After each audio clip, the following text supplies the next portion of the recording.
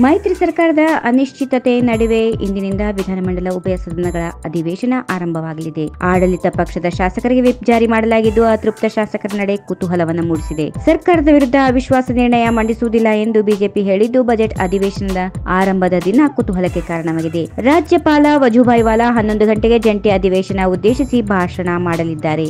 ಅಧಿವೇಶನಕ್ಕೆ ಆಡಳಿತ ಪಕ್ಷ ಕಾಂಗ್ರೆಸ್ನ ಕೆಲವು ಶಾಸಕರು ಗೈರು ಹಾಜರಾಗುವ ಸಾಧ್ಯತೆಗಳು ಇವೆ ಎನ್ನಲಾಗಿದೆ. ಆದರೆ ಎಷ್ಟು ಸಂಖ್ಯೆಯ ಶಾಸಕರು ಗೈರು ಹಾಜರಾಗಲಿದ್ದಾರೆ ಎನ್ನುವುದು ಮಾತ್ರ ಕುತೂಹಲಕ್ಕೆ ಕಾರಣವಾಗಿದೆ. ಸದನಕ್ಕೆ ಗೈರು ಹಾಜರಾದ ಶಾಸಕರ ಸಂಖ್ಯೆ ಅನುಗುಣವಾಗಿ ಬಿಜೆಪಿ ಮುಂದಿನ ತಂತ್ರಗಾರಿಕೆ ಏನೆಂಬುದು ಕೂಡ ರಾಜಕೀಯ ವಲಯದಲ್ಲಿ ಚರ್ಚೆಯಾಗಿದೆ. ಸದನಕ್ಕೆ ಅತೃಪ್ತ ಶಾಸಕರು ಗೈರು ಹಾಜರಾದಲ್ಲಿ ರಾಜ್ಯಪಾಲರ ಭಾಷಣದ ವೇಳೆ ಬಿಜೆಪಿ ಆಕ್ಷೇಪಿಸಿ ವಿರೋಧ ವ್ಯಕ್ತಪಡಿಸುವ ಸಾಧ್ಯತೆಗಳು ಇವೆ. ರಾಜ್ಯಪಾಲರ ಭಾಷಣಕ್ಕೆ ತಡೆಯೊಡ್ಡದೆ ಅತೃಪ್ತ ಶಾಸಕರಿಂದ ರಾಜೀನಾಮೆ ಕೊಡಿಸುವ ಸಾಧ್ಯತೆಯೂ ಕೂಡ ಇದ್ದು ಏನಾಗಲಿದೆ ಎಂಬುದು ಕುತೂಹಲ ಮೂಡಿಸಿದೆ. ಕಾಂಗ್ರೆಸ್ ಪಕ್ಷದ ಶಾಸಕರಿಗೆ ವಿಪ್ ಜಾರಿ ಮಾಡಲಾಗಿದ್ದು ಎಲ್ಲಾ ಶಾಸಕರು ಭಾಗವಹಿಸಲಿದ್ದಾರೆ ಎನ್ನಲಾಗಿದ್ದರೂ ಕೆಲವು ಅತೃಪ್ತ ಶಾಸಕರ ಬಗ್ಗೆ ಚರ್ಚೆಯಾಗ್ತಾ ಇದೆ. ಅವರತ್ತ ಎಲ್ಲರ ಗಮನ ನೆಟ್ಟಿದೆ.